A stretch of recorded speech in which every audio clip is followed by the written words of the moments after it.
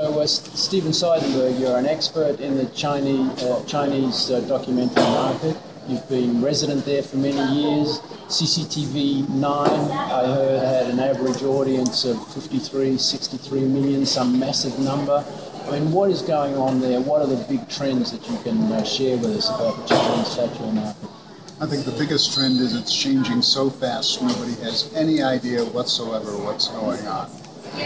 The Chinese have finally discovered and embraced documentaries. Having spent the last 20 years calling schools programs documentaries, they're now beginning to see what a true documentary is like. A documentary that has multiple voices. A documentary that lets the viewer come to a conclusion rather than just a lecture, an illustrated lecture. So it's very exciting. And where CCTV 9 leads, other channels follow. So in the regions, you're now getting documentary channels as well. So there are more cherries to bite for filmmakers. It's an extremely difficult landscape to negotiate. If you don't speak Chinese, it's not worth even trying. What are the other difficulties? One, speak Chinese. Two, I've just come off a plane after 28 hours. This is hard. First of all, the Chinese don't make decisions quickly. They make decisions on the basis of who they like, not what the program is. So you have to build relationships. The Chinese call it guangxi, which we kind of think of as bribes, and it's not a bribery-based system. It's something else going on. But you have to build a relationship with broadcasters, and that means you have to have many meetings before you finally get a contract.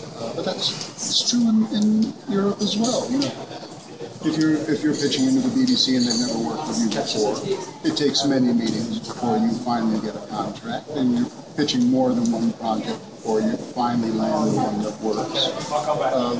The Chinese system is based on the feeling of trust, and it takes a long time to build that trust. You can't do it over the basis of one dinner. And fundamentally, there's a conservatism in China because the audience has not been introduced to much in the way of documentaries. The things that they see as documentaries, and they're made in China as documentaries, we in the West find very attenuated, very stretched out. The Chinese will make a 10-part series in something that we would cover in an hour. They'll do a 100-part series, and I'm not exaggerating. They will do a 100-part series on something that we would cover in 3 or 4 hours. It's a new paragraph, but it's a non-commercial system. China is a command economy still, or at least broadcasting in China is a command economy. So the broadcasters say, fill this number of hours. They don't actually care whether there's an audience there or not. We as filmmakers care. Broadcasters don't care at all. So you have to, when you're trying to design a program to work for the Chinese audience, you first have to understand the Chinese audience is unsophisticated. It hasn't seen a lot of different ways of telling stories. It's not used to not being lectured to.